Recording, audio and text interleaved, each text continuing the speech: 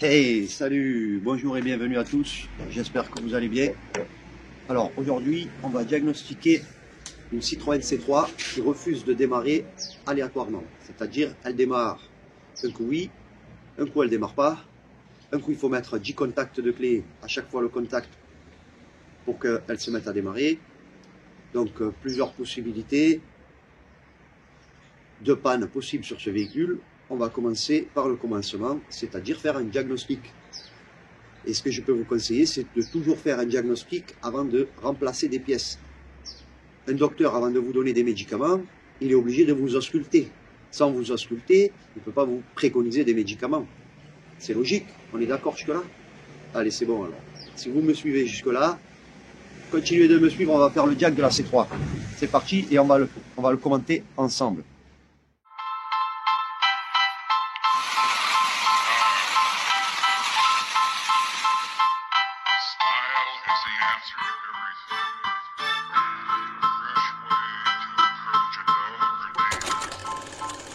Nous voilà à bord du véhicule. Nous sommes dans une Citroën C3 de 2002.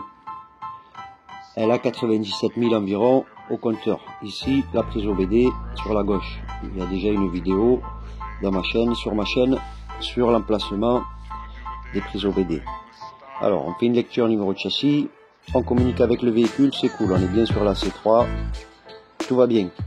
Alors, on est sur un véhicule de type essence. On va lancer le diag.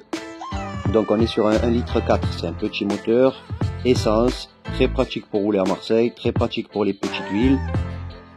Voilà, donc ici au niveau du BSI, on voit qu'il y a marqué pas d'erreur. Pas d'erreur, cela signifie qu'un diagnostic a déjà effacé les défauts, sinon il aurait été marqué 0 défaut. Le calculateur moteur, c'est un J34P, JP dédicace à Jean-Pierre. Donc il nous sort qu'il y a 6 défauts. Donc le calculateur J34P, celui-là c'est de la marque Valeo. Ce type de calculateur se monte sur les C2 de 2002 à 2009, sur les C3 de 2002 à 2010. Ce type de calculateur peut se monter aussi sur les Peugeot 207. Toujours on reste sur du 1,4 litre essence, sur les 207 de 2006 à 2013.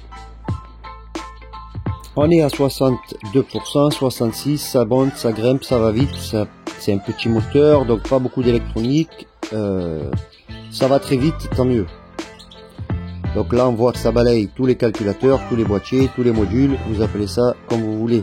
On en est à 11 modules pour cette voiture, on est à 91%, on arrive à la fin, 95%, surprise, surprise, suspense. Bienvenue en passant aux nouveaux abonnés. Donc c'est parti, calculateur moteur, on va aller voir qu'est-ce qui se passe à l'intérieur. Qu'est-ce que c'est les 6 défauts qui sont remontés. Alors là, je vais faire un arrêt sur image. Alors on a le P1161, défaut permanent.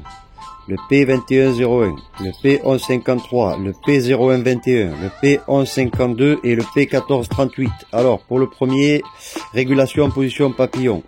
Ensuite on a commande moteur papillon, non caractérisé, apprentissage débuté papillon, signal papillon, commande moteur papillon. Vous avez compris que le problème vient bien du papillon. On est d'accord. Ensuite, pour ce qui est alimentation actionneur relais collé, défaut permanent le P1438, cela arrive souvent quand on essaie de démarrer et que le véhicule ne démarre pas.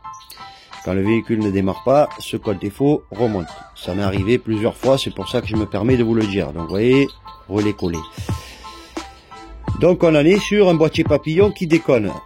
Donc qu'est-ce qu'il faudrait faire? Le démonter, le nettoyer et le remettre. Si ça marche pas, moi ce que je vais vous conseiller, et je vais vous mettre un lien vers un papillon pour ce type de voiture dans la description, c'est de mettre un papillon tout neuf, c'est l'idéal. Ok, donc tout arrive en même temps.